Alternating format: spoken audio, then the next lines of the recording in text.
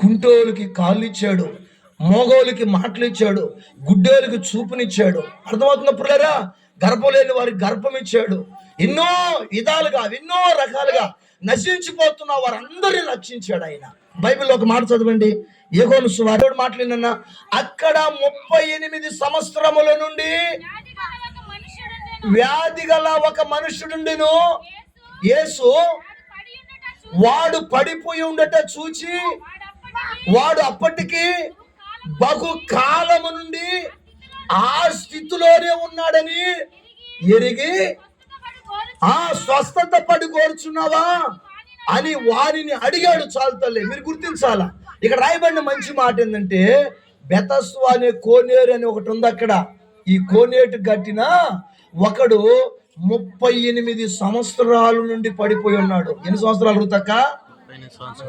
ఎన్ని సంవత్సరాలమ్మా? 38 సంవత్సరాలు. చెప్పండి, ఎన్ని సంవత్సరాలమ్మా? 38 సంవత్సరాల నుండి కోనేటు గట్టిన ఒకడు పడిపోయి ఉన్నాడు.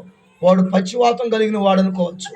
కాళ్ళు చేతులు పనిచేయో, కూర్చోలేడో, నడవలేడో, ఇట్ట మరులుకోలేడో, నడవలేడో, తిరగలేడో, ఏలే. ఎట్ట పండుకున్నాడో వినమ్మా, ఎట్ట పండుకున్నాడో అట్టే ఉండాలి. ఇంకా పడకలోనే అన్ని పడకలోనే.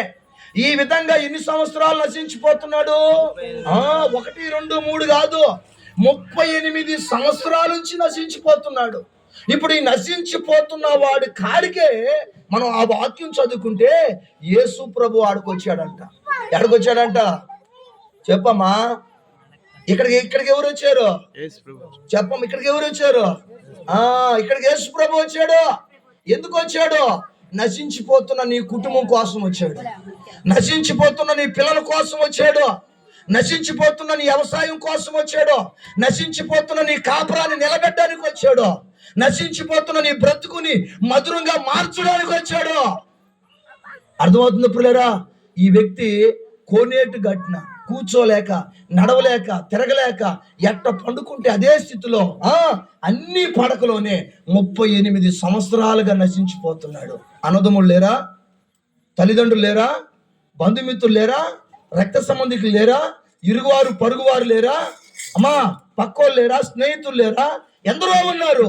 అతను పడిపోయిన స్థితిలో నుండి లేపలేకపోయారు. అతను పడిపోయిన స్థితిలో నుంచి లేవనెత్తలేకపోయారు. అతను పడిపోయిన స్థితిలోంచి ఒక మార్గంలోకి తీసుకురాలేకపోయారు. ఎందుకంటే ఆ వ్యక్తి ఆ కోనేటు కట్టిన నశించిపోతున్నాడు, ఆ వ్యాధిలో నశించిపోతున్నాడు, ఆ సమస్యలో నశించిపోతున్నాడు. ఆ నశించిపోతున్న వాడిని యేసయ్య చూసి, అక్కడికి యేసయ్య వచ్చి, ఓయ్ నీ పరుపెత్తుకు నువ్వు లేచి నడవరా అన్నాడు. నీ పరుపెత్తుకు లేచి నడువా, ఇంకేం చేయలా, చేతులుంచి ప్రార్థన చేయలా, చేతులు పట్టుకుని లేపలు ఏం చేయలా, నీ పరుపెత్తుకుని లేచి నడవయ్య అన్నాడు. తక్షణమే యేసయ్య మాట పలకగానే పడిపోయిన వాడు తగ్గుగా పైకి లేచి, వాడి చేతులతోనే వాడు పరుపు చుట్టుకొని పైన వేసుకొని వెళ్ళిపోతా ఉన్నాడు. హల్లెలూయా, హల్లెలూయా.